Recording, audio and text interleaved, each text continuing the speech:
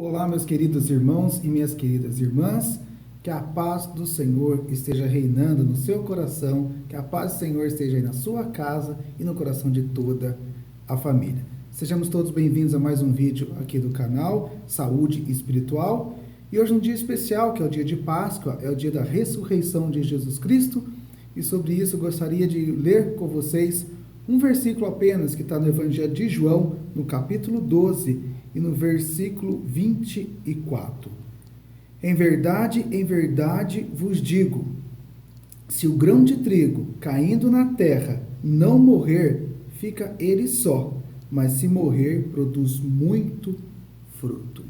Obrigado, Senhor Deus, por esse versículo, por essa palavra, e que isso venha preencher o nosso coração e alimentar a nossa alma nesse dia, Pai. Em nome e por amor de Jesus Cristo. Amém. Queridos, esse texto faz uma comparação, uma analogia com o que o próprio Jesus Cristo faz da sua morte, da sua ressurreição e o que isso implica nas nossas vidas.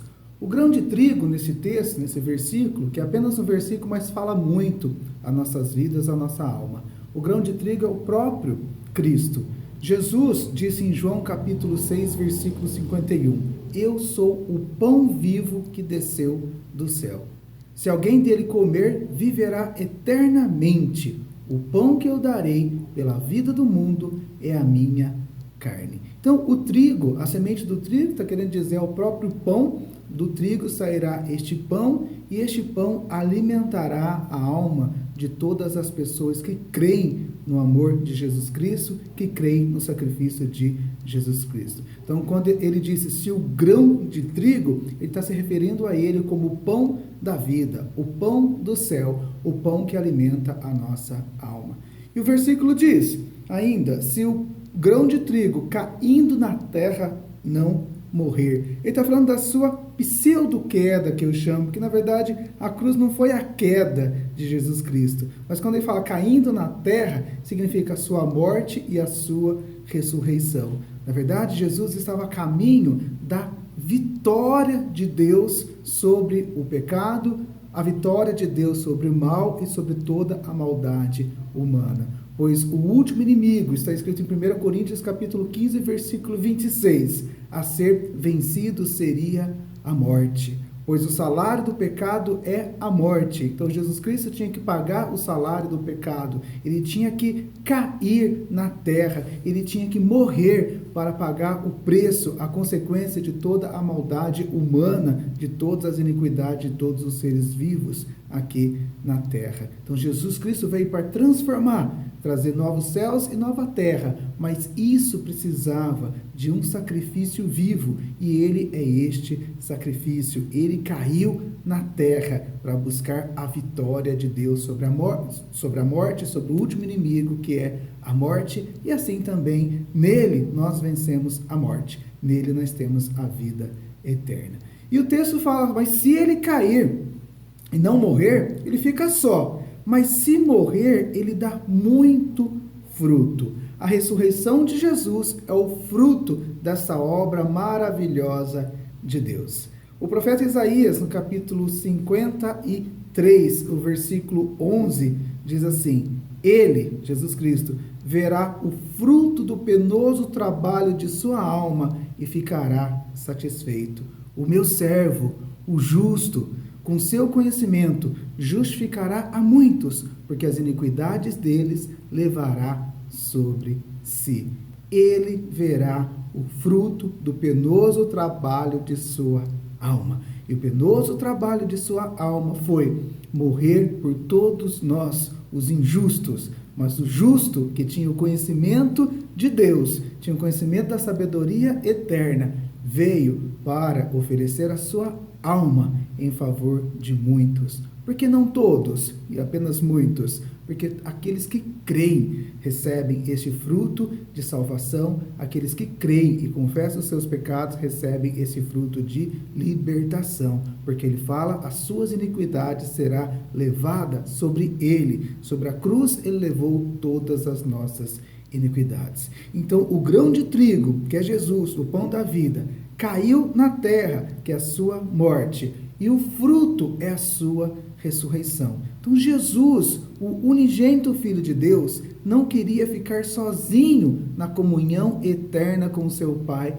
lá no céu, na vida eterna. Nós, por causa do pecado, estávamos separados de Deus. Então era impossível que nós tenhamos essa comunhão com Deus, porque não há comunhão entre luz e trevas. E Jesus, não querendo ficar sozinho, como o grão de trigo caiu na terra, ele não queria ficar ali sozinho. Então ele morreu, porque ao morrer ele cresceu, ele brotou e ele deu muito fruto. E você, querido, é fruto da ressurreição de Jesus.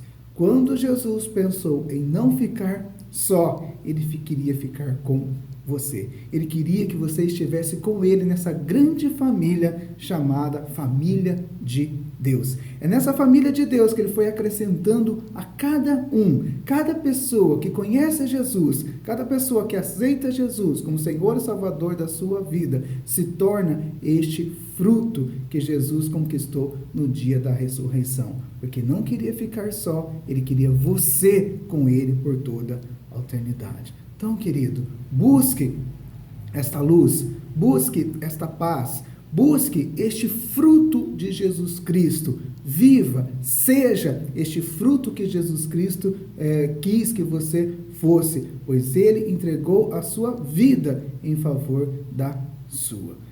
Me lembrei agora de uma história de uma professora. Ouvi recentemente uma professora que tinha uma classe com 20 alunos e dentre esses 20 alunos tinha um aluno especial, de inclusão ali na educação especial, e ele tinha, lógico, suas limitações por causa de suas especialidade, mas as crianças da sala não o receberam muito bem. Ela fazia de tudo para que ele fosse incluso ali naquele grupo, mas as pessoas não tinham paciência, as crianças não tinham muito paciência, eram crianças de 8 anos de idade e não tinham muita paciência com ele.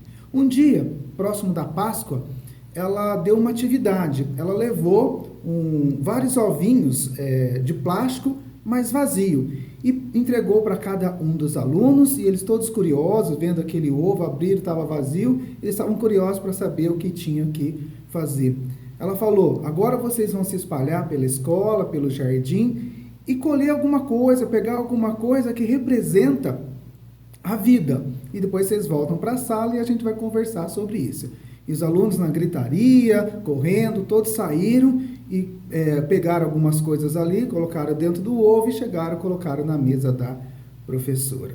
A professora, depois, muito alegre com a atividade também, quis abrir os ovos e compartilhar o que cada um tinha colocado ali naquele ovinho. Ela abriu o primeiro e tinha um brotinho de uma árvore e que representava ali o broto, o crescimento, o renovo. Depois de um outro, ela abriu e tinha uma borboleta, que saiu voando, aquela borboletinha, representando a vida, a liberdade. E foi abrindo um por um. Aí chegou em um, abriu, estava vazio. Todos riram, falaram que alguém não tinha entendido a brincadeira ali, o que tinha que ser feito, essa tarefa. Aí este aluno especial levantou a mão e disse: fui eu, professora, este é o meu ovo. Aí todo mundo gritou, xingou: ah, tá vendo, você não sabe fazer nada, você nunca faz a tarefa, você não consegue fazer. Aí a professora: calma, deixa ele se explicar. E ele então foi na frente da sala e disse: este ovo é um túmulo e ele está vazio. Todos se comoveram, a professora se comoveu e explicou o que é o túmulo vazio, falando de Jesus Cristo. E este ovinho, queridos, Jesus entrega nas tuas mãos. Está vazio. Com o que você quer preencher este ovo? Porque, na verdade, a Páscoa é renovação.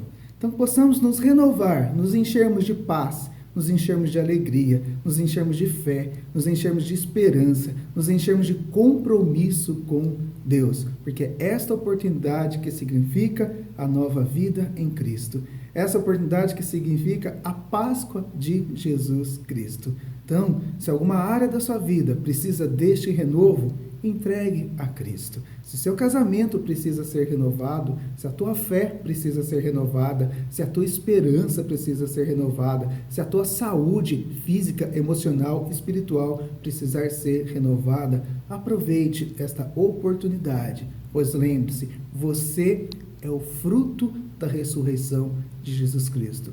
Todas as coisas antigas já passaram, eis que tudo se fez novo. Um grande abraço, querido, em todos vocês. Deus os abençoe. Uma feliz Páscoa, crescimento e renovação espiritual para você e toda a sua família. A paz do Senhor.